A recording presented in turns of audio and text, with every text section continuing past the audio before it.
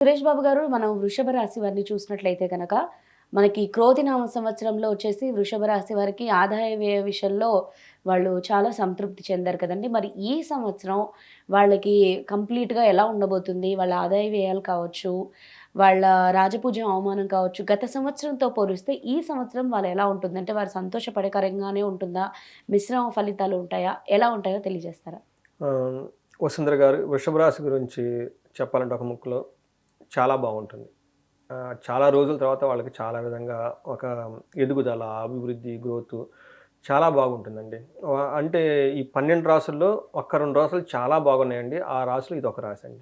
Okay. మనం detail చూద్దాం ఎలా ఉంటుంది. మనకి పేరుకి తగిన విధంగా శ్రీ విశ్వవసునామ సంవత్సరం ఎలా పేరు ఇందాక మనం చెప్పుకున్నామో అదే ఇలా కరెక్ట్‌గా అప్లై అవుతుంది.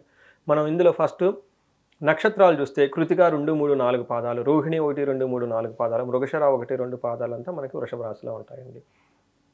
పేరు బలం గనక మనం చూసుకుంటే ఈ, ఉ, ఏ, ఓ, వా, వి, వు, వే, ఓ ఈ అక్షరాలు మోరార్లెస్ ఇదే సౌండ్‌తో ఉన్న పేర్లంతా కూడా మనకి వృషభ రాశి కింద వస్తారండి.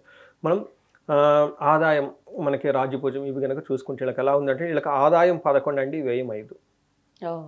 సో, మనకి క్లియర్ ఇండికేషన్ ధన ప్రవాహం బావుంటుంది.